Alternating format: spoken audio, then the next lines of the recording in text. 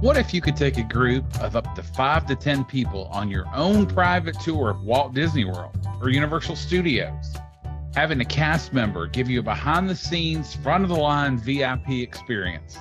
Well, you can, and you'll hear all about one family's experience next. Episode 122 of The Family Vacationer starts right now. Welcome to The Family Vacationer with Rob and Danny.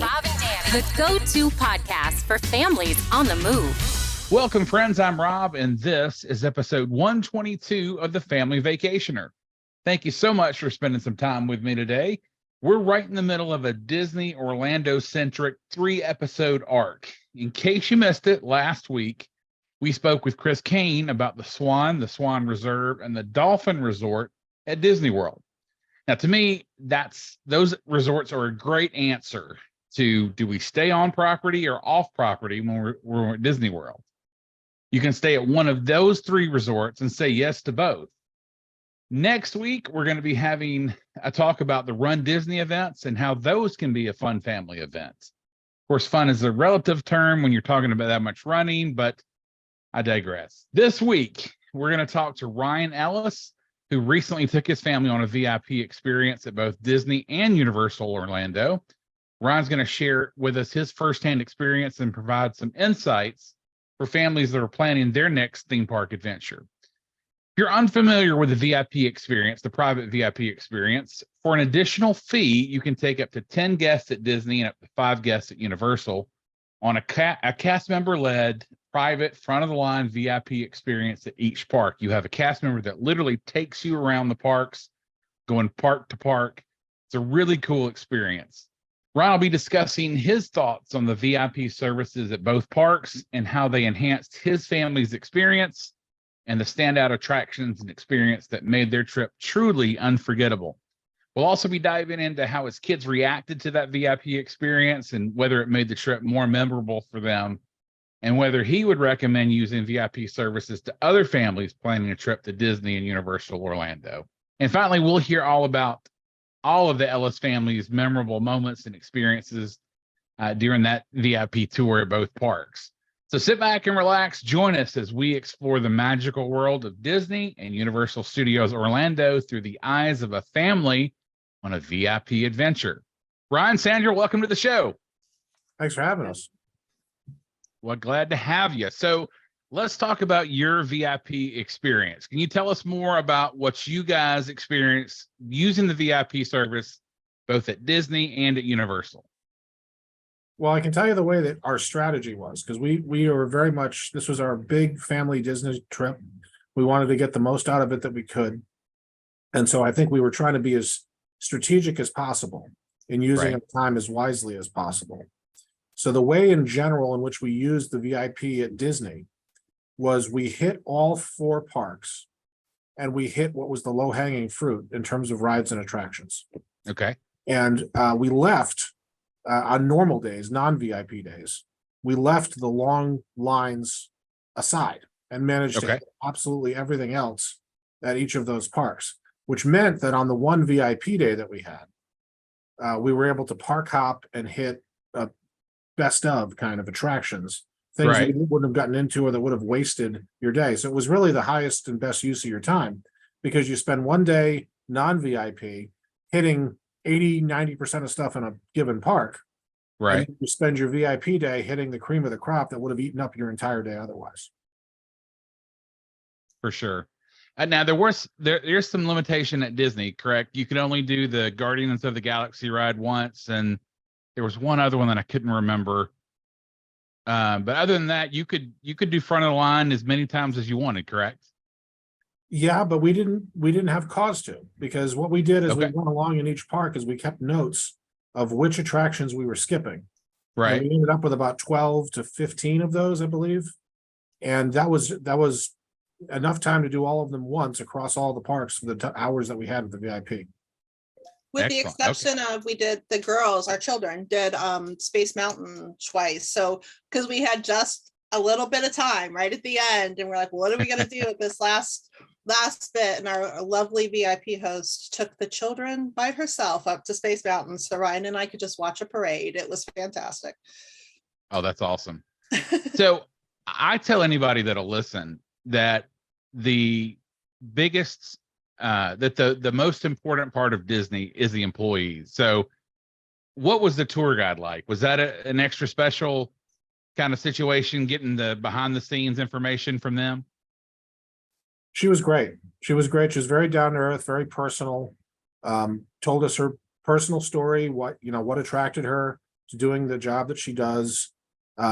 Walked us through areas that we wouldn't have been able to go otherwise. It's almost like being on a movie set. You go behind a corner and there you are, and there's a parking lot.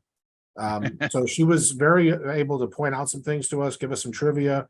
But one thing she did say to us was that a lot of families that do it the same way we did it, it's always the same 10 to 15 attractions when people do it this way. So she was very used to the circuit we were going on. Okay. And she made it very efficient for us. She knew the exact right way to walk through everything. And as a result, we can honestly say we did everything that you possibly could reasonably do at the 4 parks by the time we were done. And our kids, actually both at Universal and Disney, our kids loved the tour guide. They, our youngest, by the end of the day, every day we'd look up and, she would be like walking right with her and they'd just be chatting. And like they still, like, we go through the pictures now, they'll talk about Ivy and Bailey, and they love both of them. They absolutely thought they were wonderful. That's great. So did getting the behind the scenes look, seeing the parking lots, did that take away from any of the magic for you or your kids? Not the part that we saw. I mean, I think that it could have, if it was, too deep into that, but a lot of it truly was just going from park to park, just jumping in a car and going through, but yeah, definitely some back corners and things like that. But the kids that was our children's biggest concern with it. I know that somehow it would lose. They are all about the Disney magic, and so they were concerned that it would lose some of that. But I think that they enjoyed every bit of it. That was so interesting, because I've had that question from parents before, but I've never had the kids ask, well, if we do this, is it going to take away from the magic? I thought that was very wise for their age. That was awesome. Well, let's talk about the differences between the VIP services at Disney versus Universal Orlando. Did you have a favorite? What were the differences? The differences, I think the main differences were just sort of how the day is laid out. So at Universal, you have a leisurely, you meet for breakfast, your tour guide comes over and they kind of like, what are you most interested in? They go away and sort of map out the day. You're eating breakfast. There's then a lunch break built in. And then afterwards, there's a dinner. We actually had like too much food that day. Like they gave us so much food, like none of us could eat it all. And then with Disney, it's a set, I think, was it 8 hours? It's a set 8 or 9 hours, however long that is. And it is we got like a churro, I think, because we got snacks between the parks. They would have like, here's water, here's a small snack or whatever. But it was not, you had no sit down time. It was you're going and getting every minute out of it. Yeah. I think part of that is probably aided at Universal with the parks being so close. Mm-hmm. Yeah. I know at Disney, and transportation is provided if you're unfamiliar. They take you in their own personal, what was it, a van that they took you from park to park? Yeah, it was a nice sort of luxury SUV looking thing. It was very nice. Awesome. Yeah. Okay. Yeah. Well, I know that's gotta factor in, especially if you're going to Animal Kingdom, which, as we've talked about on the show before, is kind of set aside from the other 3 parks. So you got to build in that time, which you save in their personal vehicle, but that still is going to be time that you don't have to kind of just that's rest. One of the things we did, because we knew from you and your planning that Animal Kingdom A was a little farther away. Right. And B did not have the same level of super duper, oh my God, you're gonna be waiting a 3-hour attraction.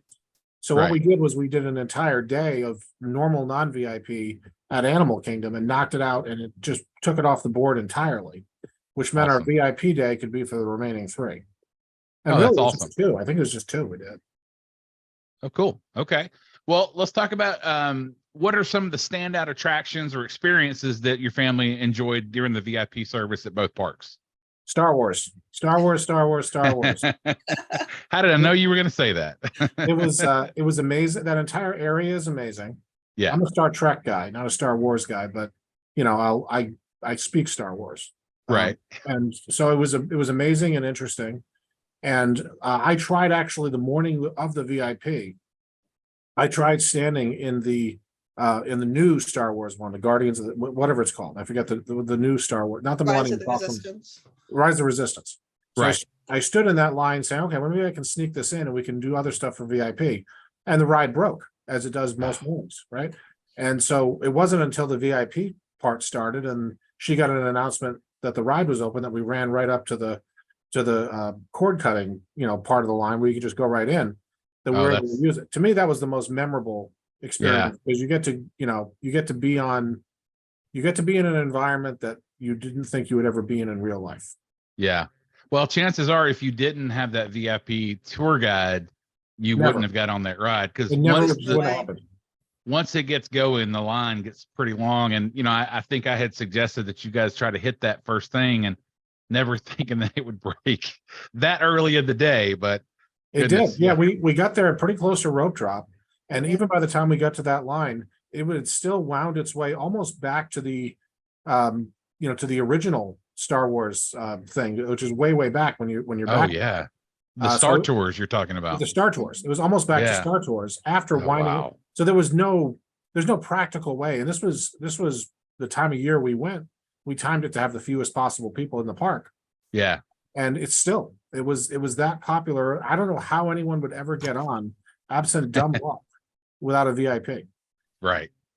Yeah. And it's like Universal Orlando. I think I told you guys, like, you can walk into those parks and you're like, oh, there's nobody here. And then you get back to the Harry Potter world and you're like, oh, well, this is where everybody is, because you're like shoulder to shoulder at that point. What were some of the standout attractions at Universal Orlando? We actually got the benefit of a ride breaking down. There was a brief time that the Gringotts ride was broken down, but we happened to be near it. And so our tour guide talked to the people who were in charge of the ride, and we actually got to go into it when it was completely empty and see the lobby area. And she kept telling the girls, you don't understand how special this is. Like, no one will ever get to see this empty. And we have some of the greatest pictures of the girls there, and that was amazing. We were able to do the Hogwarts ride twice, which was, I think, the girls and I, it was our favorite ride there. Ryan's he's not so much into the Harry Potter, but we adored it. So those are probably the highlights. Now, did y'all do the Velociraptor roller coaster? No. That was a bit much for us. That's one thing we found at Universal is definitely a roller coaster thrill ride kind of place compared to the Disney parks.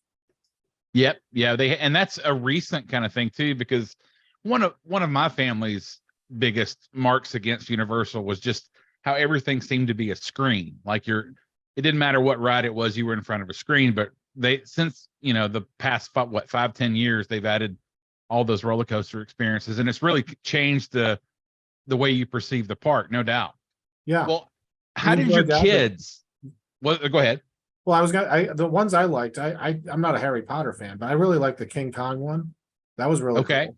And for sort of the 90s nostalgia, I loved the Marvel cartoon 1990s area and the Spider-Man ride in particular. I thought was really cool. It is a very 90s superhero kind of take on Marvel. That's interesting. You pointed that out for sure.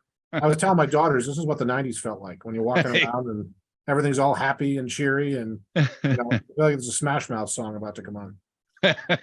Surprised it didn't. Well, how did your kids react to the VIP service? You were talking about how they enjoyed the tour guides, but how did they react overall to it?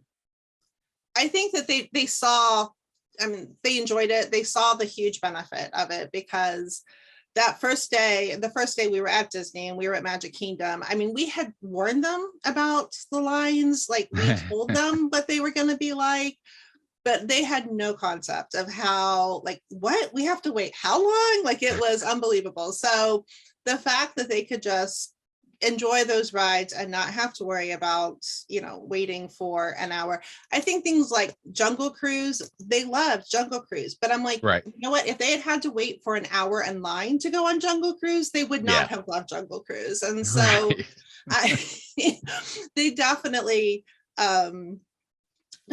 enjoyed it. I will say, I think the one thing they're like, okay, so if we come back here like as young adults, we're not going to get this VIP day. And are we going to be able to sort of understand, like we're going to have to wait in line? Are we going to enjoy it quite as much? But that would be, they loved it. It was great. It was good that they got to see both ways, because we were in the park one day as normal people. And then one day as the VIP, and you feel like you own the place, right? Right. And so they got to see the difference. And I kept telling them the whole time, most people don't get to do this. Yeah. You can be very grateful and very respectful to the person who's our escort here. And this is something you ought to be very grateful for. And if you work really, really hard, maybe you can do it for your kids someday. But most families don't get to do this. Yeah. So it's a special thing, and you should appreciate it. So did that, as parents, and it is an additional expense. Disney is an expensive vacation regardless, but this is an added expense. Did it put any pressure on you guys as parents, just trying to get them to understand what you just said, that this is something extra, this is a big benefit? Did y'all feel that pressure or no? I kind of got the sense, I don't know if you agree with me or not, but I kind of got the sense they did understand it, that they did understand that this was something special, that was not universal, as it were, that it may not be replicated again in their lives. And I do get the sense that they appreciate it and they were grateful for it. Yeah, because even though this was their first, they had never been to Disney before. As Ryan said, they at least did get to experience the parks first without that. And so that definitely helped. But I think also, they've talked to friends about going, and they've heard about it, and they watched lots of videos about what it was like. And so I think that they realized that this wasn't sort of the typical experience. Do you think it would have been any different if you guys did the VIP service the first day? I don't think any of us would have gotten as much out of it, because I think that, as Ryan said, going through, there were rides that I didn't expect. Winnie the Pooh. I desperately wanted to ride the Winnie the Pooh line, and I had no idea that the line was going to be as crazy as it was.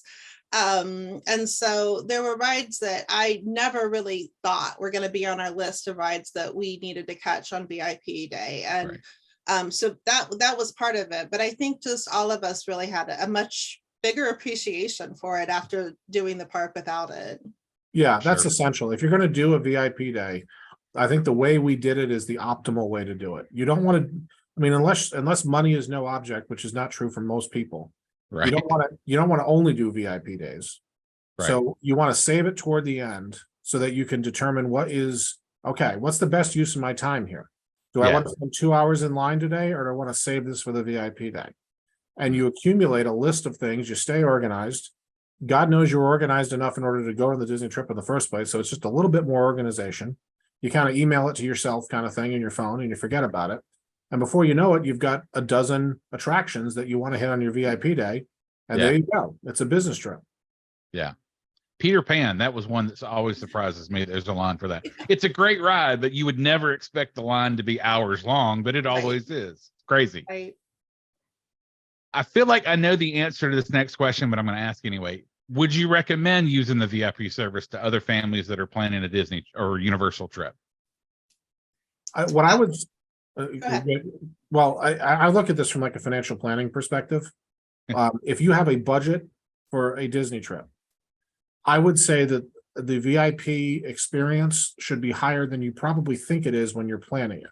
I would have, in a scarcity, for example, sacrificed the hotel location. Let's say we needed to get a cheaper hotel to pay for I would have absolutely done that in a second, because the VIP thing is so enriching, and you don't want to leave your big family Disney trip with 3 attractions that you regret not going on. Right, that's true. And the way you avoid that is by doing one of these VIP days. I would say the VIP day almost should orient around the rest of your budget items. Okay, fair enough. Well, let's talk about your resort stay, because you stayed at the Grand Floridian. What was your view of the resort? Was the location worth it to you guys? For us, for me and the girls, absolutely. I think it was definitely more to our taste maybe than Ryan's. I think he would have enjoyed some of the more manly sort of places to stay. I don't know, but our children thought they were absolutely in heaven. We had the most amazing, you walk out, it was a dead center view of the castle when we walked into our room. We watched the fireworks from our balcony. We would go to the club level, get desserts, watch the fireworks on our balcony, but one night we watched them from the pool, and that was the most amazing situation. But then also just how easy it was to jump on the monorail and go places. We used the boats, we used I don't know, like it was just so it was incredibly convenient, but it was also just very just luxurious. And what it felt like, the staff was just unbelievable. They were so friendly, and so just they knew my name within, they would say, how was your stay, Mrs. Ellis? And it was remarkable. It was fantastic. Yeah, again, talking about Disney employees, you can tell they buy in, right? In a way that few other employees of any other company I can think of. They buy into what they do because a lot of them love Disney as much as everybody. It's something that they believe in themselves, and you can tell in the way that they treat their guests. I love it every time we go. All right, well, so this was a once in a lifetime trip, as you guys have mentioned. So you did the club level. Was that worth it to you guys as well? If you're going to stay in that hotel, then the club level's worth it. Yeah. Okay. Is what I would say. If you've already made the decision, you want to stay in a luxury resort like the Grand Floridian, then spring for the club level. Because at that point, if you're not going to have the club level, you might as well stay at a lower end hotel. Okay. Right? It makes no sense to middle it. You don't want to Right. pay extra to be in the Grand Floridian and then not have access to the club level. Because you guys got snacks, food, different times of the day. And Yes. as we all know at Disney, that's gold. So Oh yeah. Yeah, and it was basically breakfast every morning. I mean, it's much heavier than a continental breakfast. yeah. It wasn't quite a buffet, but it was next of kin to that. And you come back at night and there's wine and beer and very heavy snacks that basically are your dinner. So you get a couple of meals out of it. And then there's ice cream and snacks afterwards at night, and it's a place you can if you want to get out of the. What I did a few times was get out of the room, hang out on one of the couches, listen to some podcasts, kind of unwind a little bit. Yeah. So if you're going to be at a Grand Floridian type place, go for the club. Awesome. Well, looking back on the trip as a whole, is there one moment or experience that you feel like your family will never forget? For me, and I think for our children, it was probably the Snow White dinner that Artist Point, at the Wilderness Lodge. Yes. It was magical. I mean, it was sort of the end of our time there. We had spent all the days at the park. Then we had a day that we just chilled at the Grand Floridian all day. So we were relaxed, we were well rested. And then we took the boats over there, and then the whole experience, just you felt like you were in the middle of Snow White. And that's a favorite cartoon of our kids anyway. Right. And but the characters that were there are, our kids were so excited to meet the dwarves and to meet Snow White. Our littlest had the funniest interaction at the end. You go and you take a picture with the Wicked Witch, and she said something like, she's all, spirit, our littlest one. And she's like, Snow White's better than you, or something like that. And the Wicked Witch followed her out, and she said, I will see you later. And she still talks about that. She's like, oh, she's going to come and get me. And, it was totally like the whole cartoon coming to life for them. It was beautiful. And then the boat ride back, it was absolutely beautiful. If I had to say, there was one surprising attraction, really, really surprising, that I would put in the first tier that I never would have thought to put in the first tier when we were looking at it, which was the Indiana Jones special effects. Oh yeah. Oh my God, that was fantastic. That was a well-spent hour or so of time. The kids thought it was absolutely amazing. I thought it was absolutely amazing. It's probably the best I would venture to say the best thing in that entire park is the Indiana Jones attraction. And I didn't even know about it before we got there. Yeah. Well, and it's also an hour off your feet. So that's good too. Yeah. Yes, it is. Which is sort of how I talked the family into doing it. And then they all really enjoyed it. So. And it's right by a funnel cake shack. I don't know if you guys took advantage of that, but anyway, we could talk about that for hours. But okay, so again, once in a lifetime trip. Do you feel like the VIP tour kind of pushed that into that category of great trip, once in a lifetime kind of deal? Absolutely. Yes, because you're in for a penny, in for a pound. You're going to be spending a lot anyway.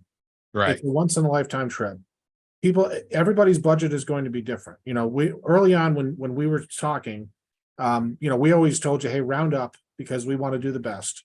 Right. And you're like, okay, you want to do the best. Here's the $50,000. Well, we're not quite that, but we want to round up. What I would say is no matter what your budget is, really, really try and stretch to find time for a VIP day because it allows you, it is an efficient, there's some sticker shock as far as how much it costs. For sure. But it allows you to get the most efficient Disney vacation, and it allows you to check all the boxes that you want to check. And if you're going to Universal, by the way, back to Universal, it's a no-brainer. It's a lot cheaper. You get all the food you can eat basically out of it is the way the whole experience. I don't know if that's good. That's typical. And you have a very enjoyable day there for not that much extra. Right. In the grand scheme of things. Disney, it's a little harder because it's more expensive. Still worth it. It's a no-brainer at Universal. They need to give you guys commission. That was great. That was a good sales pitch there. Well, Sandra, Ryan, thanks so much for coming on the show. We appreciate your time. Thank you. Thanks for having us, and thanks for all your help in making a wonderful lifetime memory for our kids. Now, if you are interested in a private VIP tour on your next Disney or Universal vacation, drop me a line at rjones@starstufftravel.com. That's StarStuffTravel.com. Hey everyone, if you're ready to plan your next family vacation, call my dad.